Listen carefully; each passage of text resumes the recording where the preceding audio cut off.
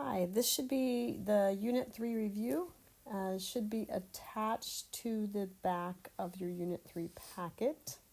I believe this time that is a part of your packet. There will be a few changes from this review to the actual test. Those changes reflect the differences in the assignments that you've had, and so I'll point those out as we go. All right, so this first one says for this function, find f of negative 6. So we are taking that negative 6 and plugging it in to both of those ends. So I'm going to do negative 6 squared, and yes, put it inside some parentheses if you're using your calculator, because we need to be sure that this turns out to be positive 36, because anything squared is going to be positive because the signs are the same, plus 30, so 66 is our answer for number 1.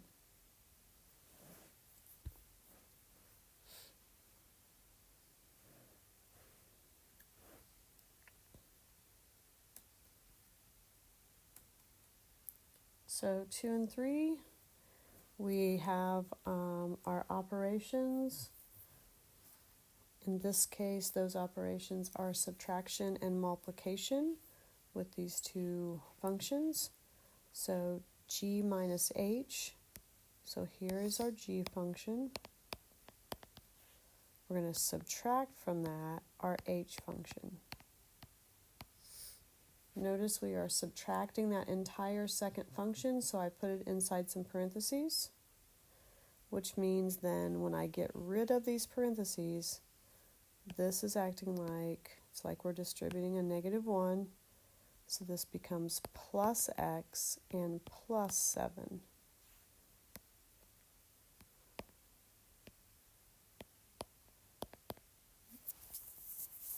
The g function did not change. Now you should just combine like terms.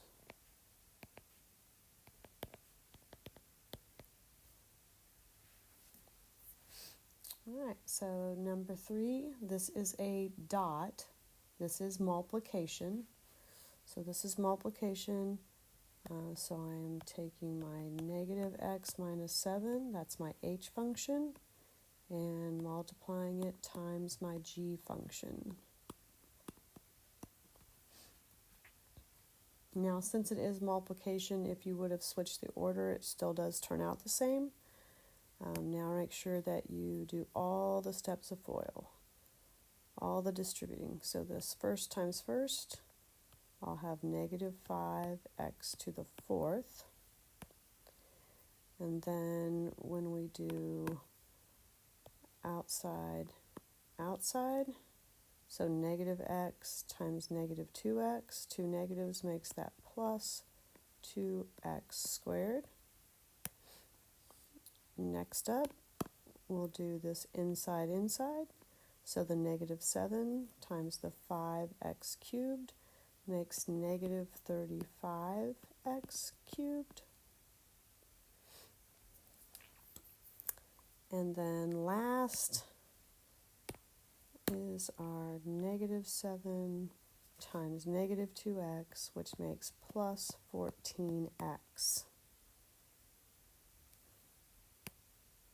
And I typically rewrite things so that they are in descending order. I would not take off a point if you left it the way it is. There aren't any like terms that can actually be combined.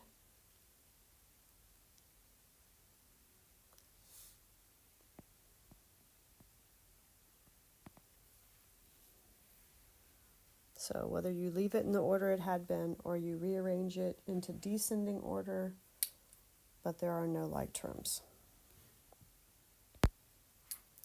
All right, next up, we have number 4 here. That is addition, and it's also telling us to plug in a number. So we saw things where we plugged in numbers when we were doing compositions, but we did not practice much with plugging in numbers into an addition operation. So we're just plugging in 3's everywhere there's x's. So I'm just going to go ahead and plug it in now. The g function was 3x plus 2, so I replaced the x with that 3, and then plus the h function, which is negative 2x squared minus 6.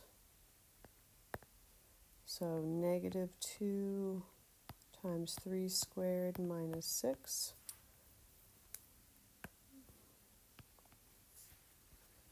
So I just went ahead and replaced my x's with 3's. And this gives me 9 plus 2. That g function altogether makes 11. And over here, I have to do this 3 squared first. And negative 18, negative 6. Now I could go ahead and put all this together now, or I could have come up with my negative 24 over here first. But either way, our final answer is going to be negative 13. So 11 minus 18, 11 plus negative 18, negative 7, negative 7, negative 6 is negative 13. Notice when there is a value here, then your answer is a value. You should not just be giving me an expression.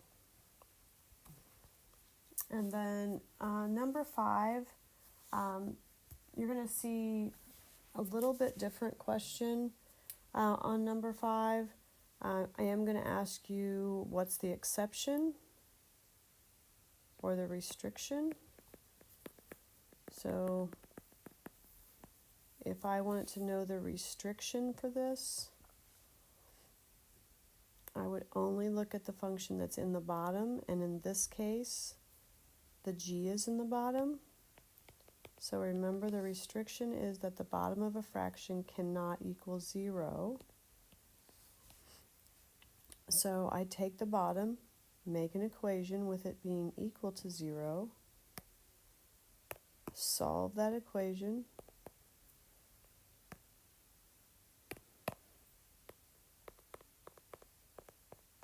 and then when we divide, I get negative 2/3. So this would be that my domain would be all real except negative 2/3. That's the exception. That's the one number that it's not allowed to be. And if I were just writing h over g, that would just simply be this.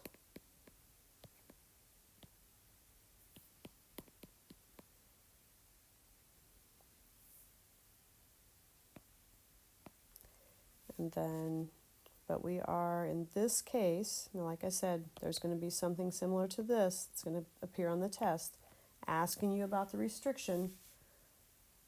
We did have an IXL lesson like that. Remember that we only looked at the denominator. So if I have a number to plug in for x, now I'm doing negative 2 on the outside, negative 2 squared minus 6 over 3 times negative 2 plus 2. So the top of that fraction would be negative 14.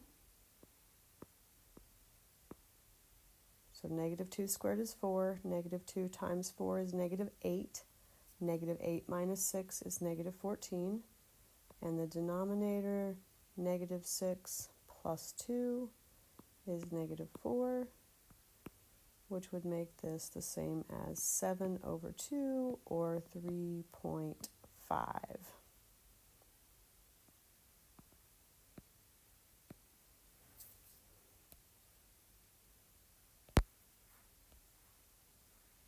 Okay, number 6. These are composition, right? Remember, this is composed of, composition of function. So these have an open dot.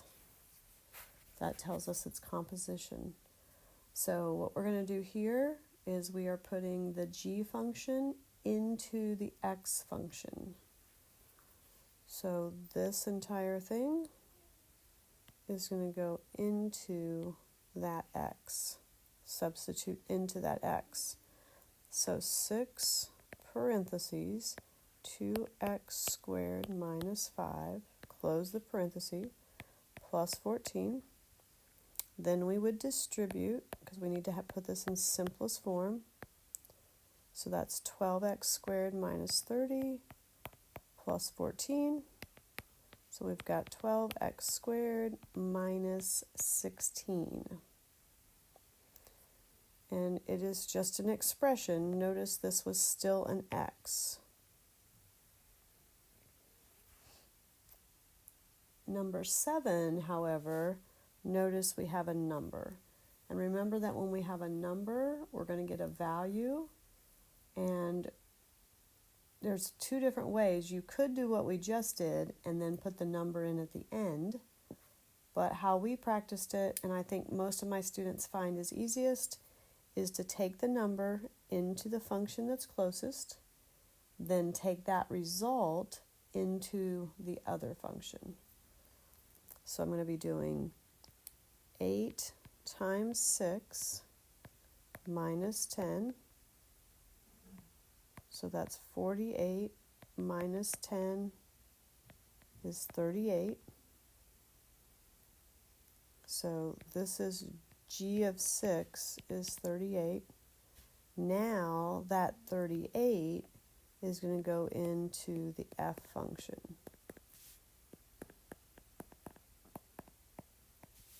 So 1/2 times 38 plus 9. So half of 38, half of anything just means divide it by 2. So that's 19 plus 9. Final answer then is 28.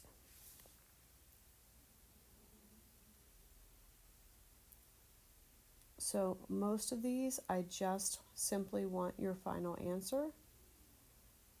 If I am asking you for more of an explanation or to show any work, that will be clearly indicated.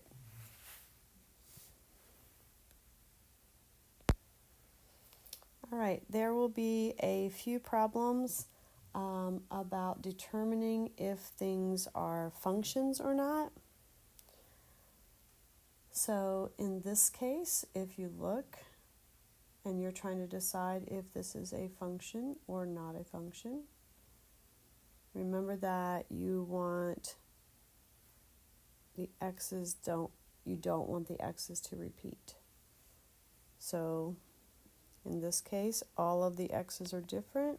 It is a function. You could say that, exactly. All x's are different. So it's going to be a function. You could also say each x is only paired with one y. It does not matter that -4 is in the y's more than once. Okay, so don't get caught up in that. You want all the x's to be different. So that's one way we can see if something is a function. Another way that we see functions written sometimes could have a mapping diagram where these are my x's, or it might say domain or inputs, and these are my y's.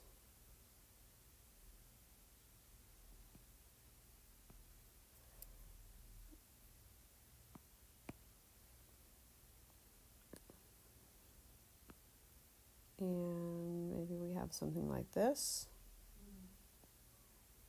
Okay. At this point, this would be a function. Okay, so when it looks like this, that would be a function.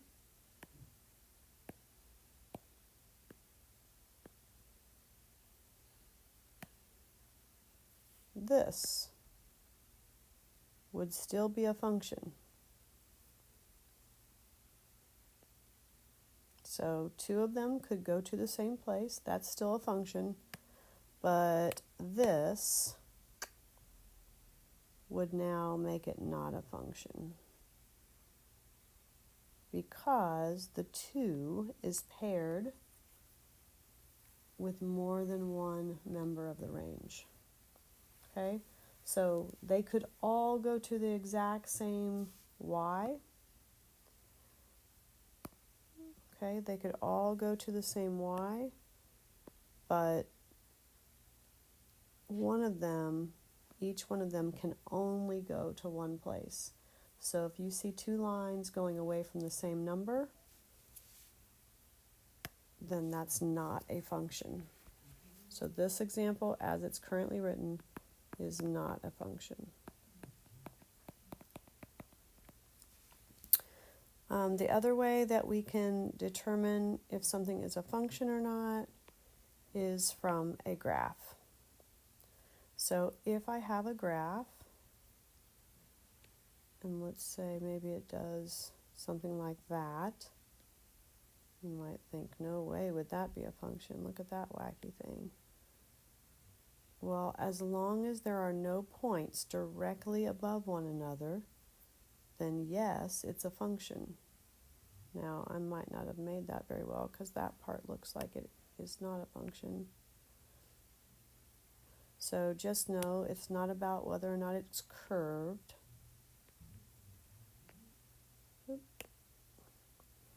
Just completely messed that up. So remember, from a graph, you want to use your vertical line test.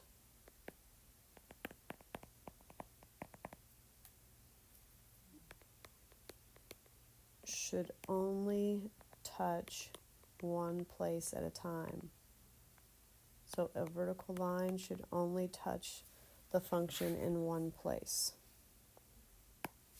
So I'm going to erase this and try to draw a couple little examples here. Hopefully you got that written down already. So if this is my coordinate plane, and if I have this, kind of a parabola but on its side, not a function. If we had a circle, a circle would also not be a function. Our absolute value, will we even refer to that as a function? That's a function. A straight line, that's a function, unless it's straight up and down.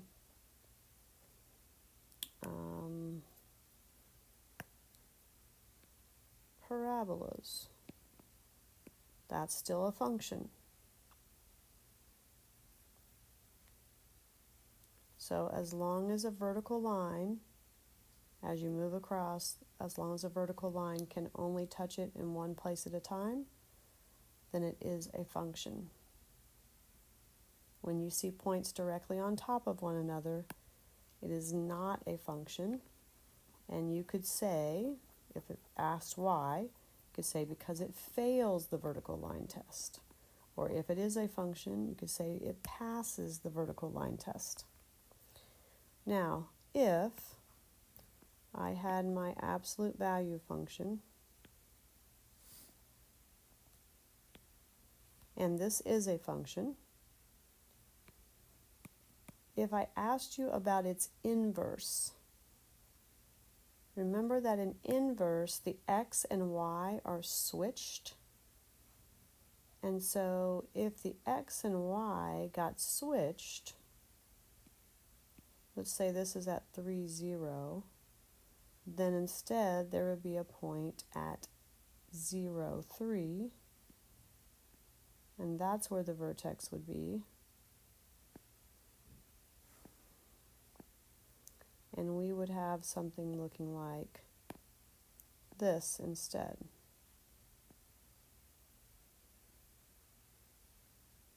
And so for the inverse would not be a function.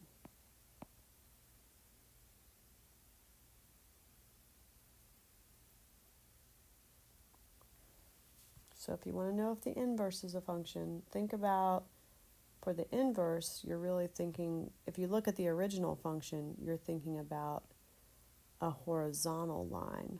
Or you could think, what if I turned this graph on its side? If I turned the graph on its side, would there be points on top of each other?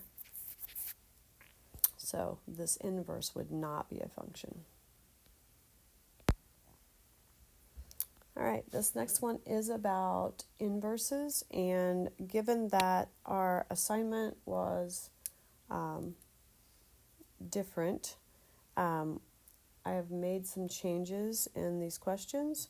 So you will have one that is pretty similar to this, very simplistic. So remember, to do our inverse, we're going to switch our x and y. We know that f of x is the same thing as y, and then I switch x and y, and then get your y by itself.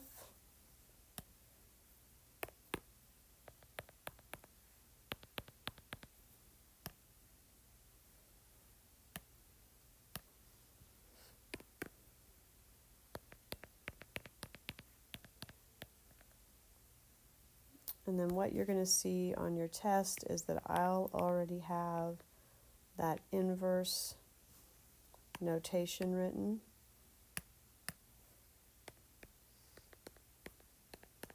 And then there'll be some place here for you to type, and you would just be typing in x plus 11, for example.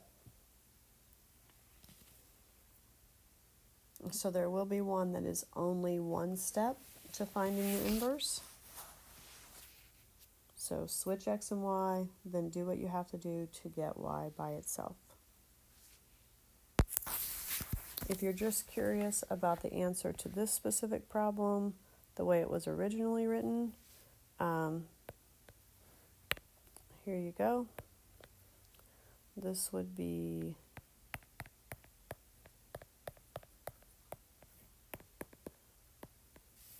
the 4 would get moved over.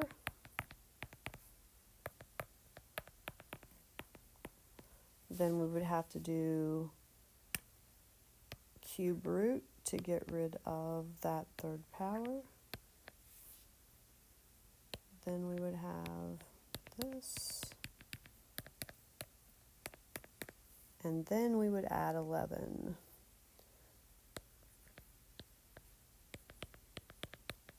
So the plus 11 would be outside of the root, and that would be equal to our inverse function.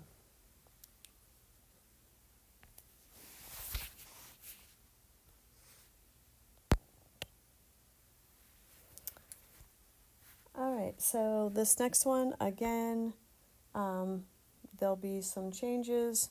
This will be more like this. So, and then just square root instead of a fifth root or whatever power that is. So something like that. All right, so it'll be simpler. So it does have 2 steps though. So we will still want to change this to the y, then switch our x and y,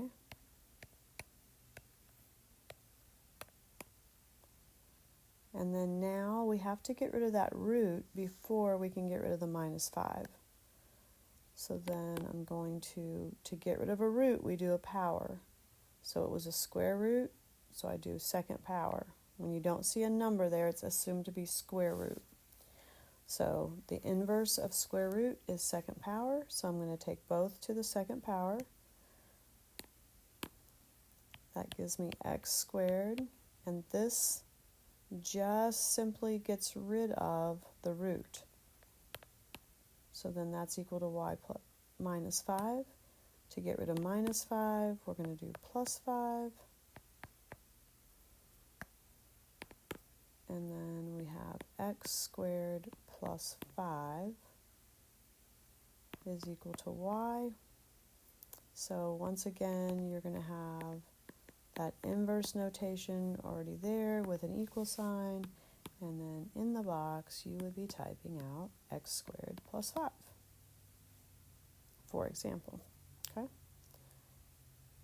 So 9 and 10, there are substitute questions that are a little easier than the questions that are currently on your review. There is not a question like number 11, so you can ignore number 11. There are those additional questions about functions, like I pointed out on the other page.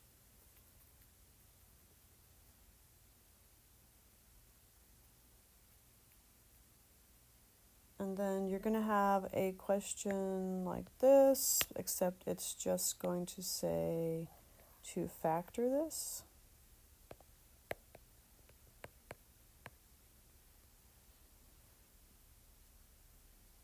So I see that this has 4 terms.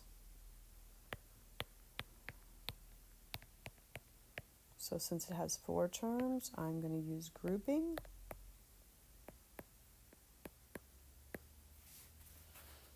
So these first two have an x squared in common. And when I divide by x squared, I get 4x minus 1. The second two have, I'm going to use a negative 2 because of that negative there. When I divide by negative 2, I get 4x minus 1. And then remember, we pull what's on the outside together. And then this is only written once. So if you're asked to factor that, those are your factors. And remember that we call that grouping. When we start out putting the first two together and the second two together, that is called grouping. If what's on the next page doesn't look familiar, that's okay, because you're not going to see questions quite like those. You will have another factoring question here. Okay. And it will be either the sum or difference of cubes.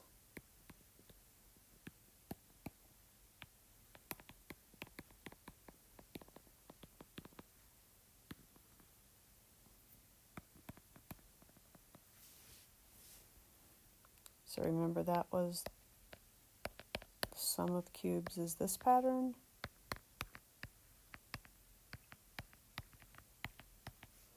And this is a squared minus a times b plus b squared.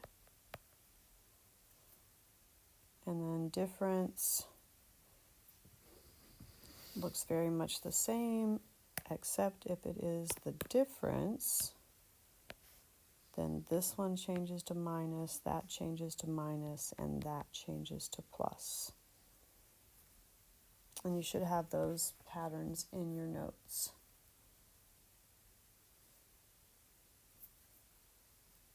So for instance, let's say I had 216x to the third plus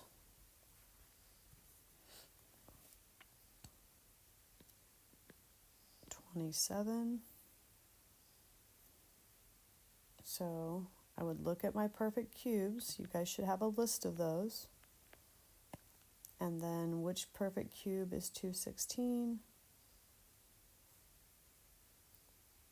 Sorry, this is a terrible example because that would have a common factor.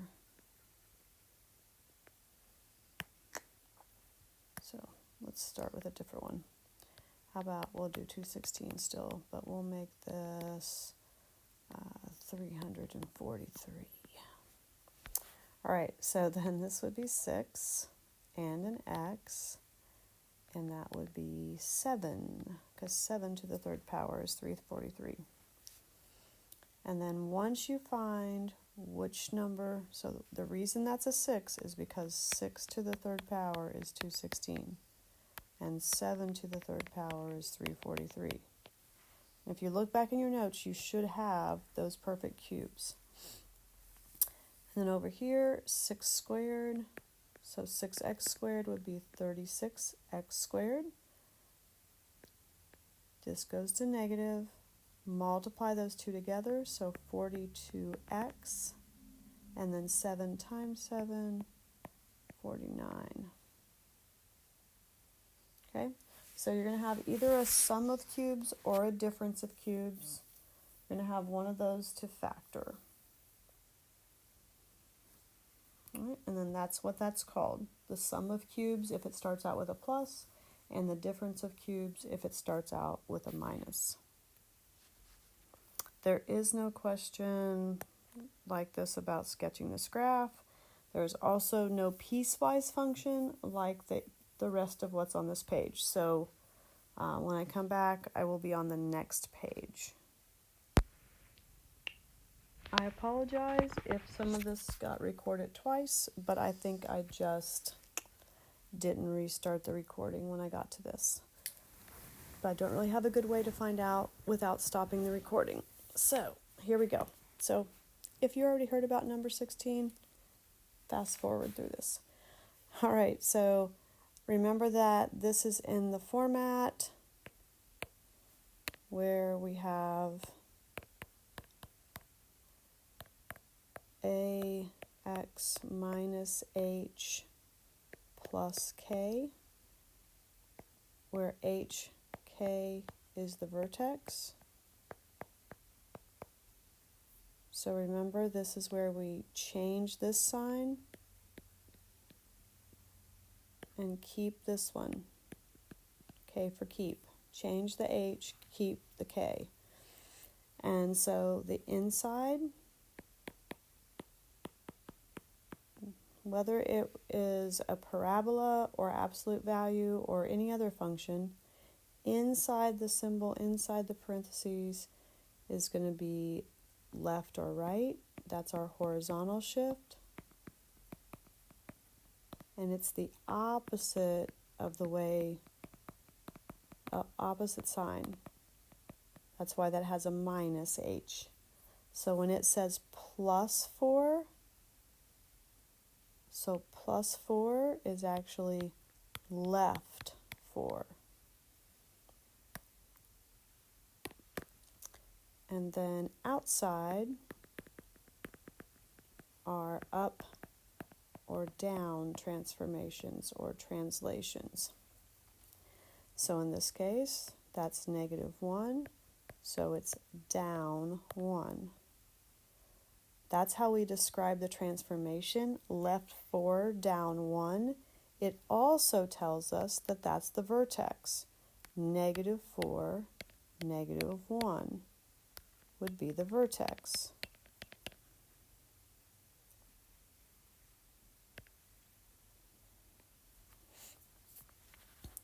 I will also be asking you about domain and range, which we will have just practiced before doing the review.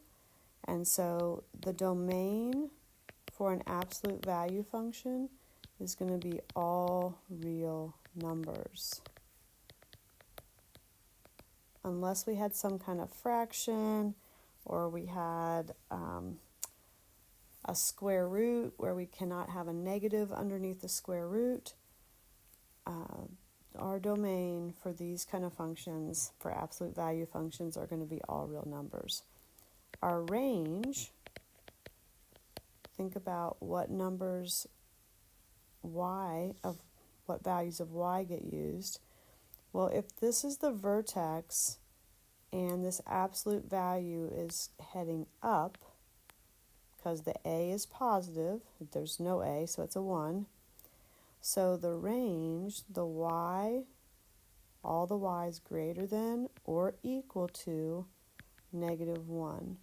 And that -1 came from the vertex, from the y of the vertex. That, okay? Now, if that function had been like g of x equals negative absolute value of x plus 4 minus 1, then the range would be y is less than or equal to negative 1.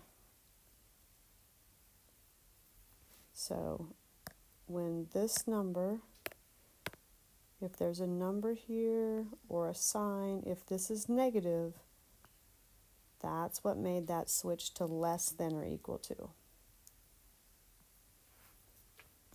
If the number in the front, like when we were graphing, if we had a negative number for our go down so many and over 1,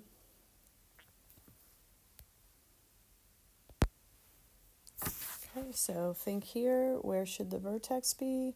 Again, whether it's a parabola or its absolute value, it works the same way. So this vertex would be at 3, negative 2. Change this one, keep that one. So 3, negative 2 would be here. And then it would just be that same shape moved over. So if you were asked, this domain would be all real numbers. And the range would be y is greater than or equal to negative 2.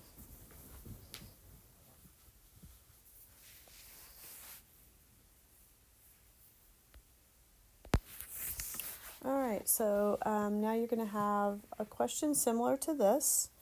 It does tell you that it varies directly, so from variation from one of our last lessons, if y varies directly, so if it says varies directly, you want to think proportion. So set yourself up a proportion. So that's what I'm going to do here. I've got y is 21 when x is 12. So I've done y on top, x on the bottom.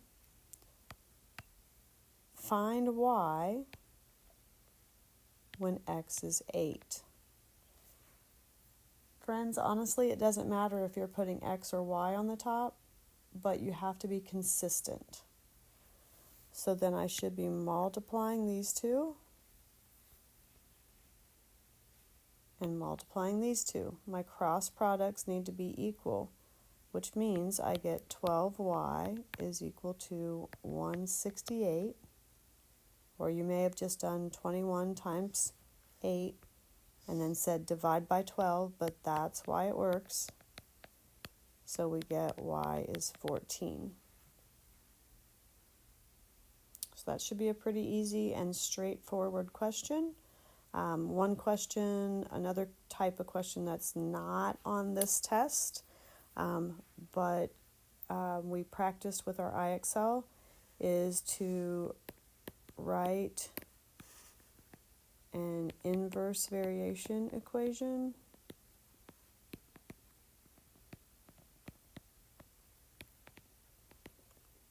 Okay, so write an inverse variation equation if y equals 7 when x equals negative 13. So remember that this is what we did. We just set inverse variation means x times y always equals a constant. So I can just say xy is equal to, and then do 7 times negative 13, negative 91. Easy peasy. All right, so that's an additional question, new question type.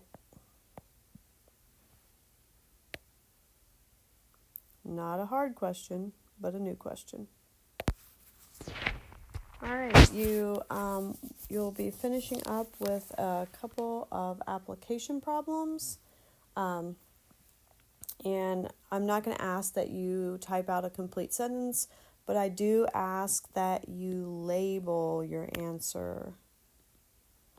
So be sure that you label your answer. And I don't mean say it's use a label. I don't mean like just write answer next to it. Label it with units. So I'll show you what I mean. So if it tells me that it varies directly, code word, proportion. So a trip of 250 miles, 10 gallons of fuel.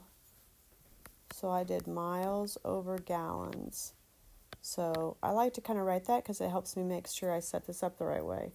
And then it says how many gallons, so we don't know the gallons, for a trip of 400 miles. And then once again, we would be cross-multiplying and dividing.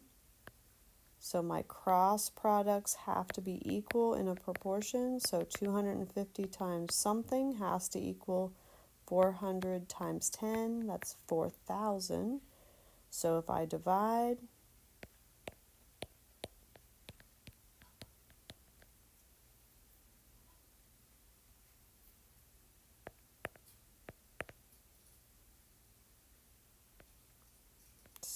I believe. And there's the label I'm talking about, that you would tell me 16 gallons. So just that it's clear. Ounces, inches, miles, what? 16 gallons. All right, so our practice questions on our assignment for proportions, we did indirect and direct. We did not do a combination on our assignment. So we did not do a joint variation. We didn't do a lot of practice with joint variation. So you're going to have an inverse variation question, where it's going to say it varies inversely. And so remember, this was things like levers, your speed and the time, the seesaw. So like those problems that we worked on together. So for instance,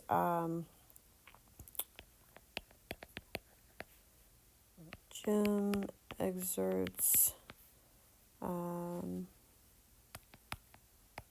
10 pounds of force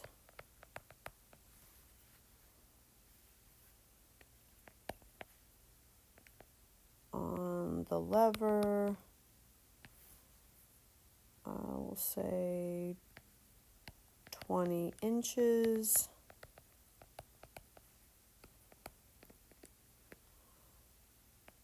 From the fulcrum.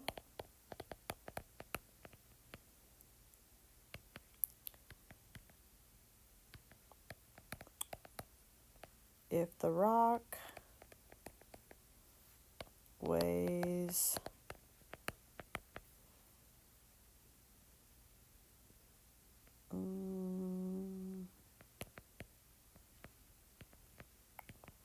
40 pounds,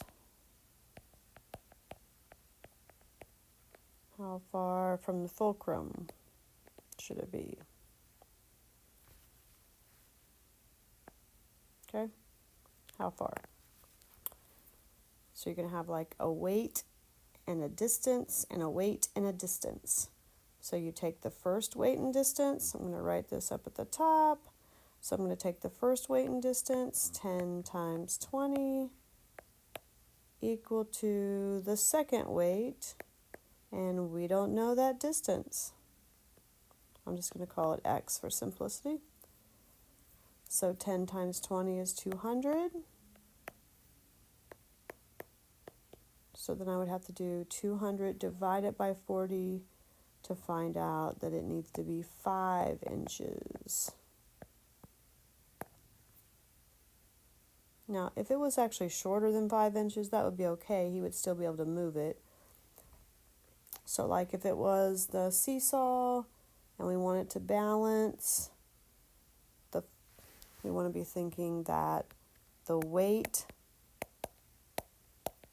times distance of the one person has to equal the weight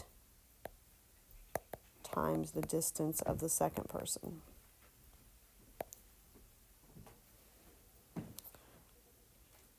So like weight 1, distance 1 multiplied together equals weight 2, distance 2. All right, so I should see awesome scores if you've watched this. It should be very obvious if you were not in class or you did not watch this. So maybe a few things that showed up that I did not specifically mention in this video, but I promise they are all things that we did in class. Thanks.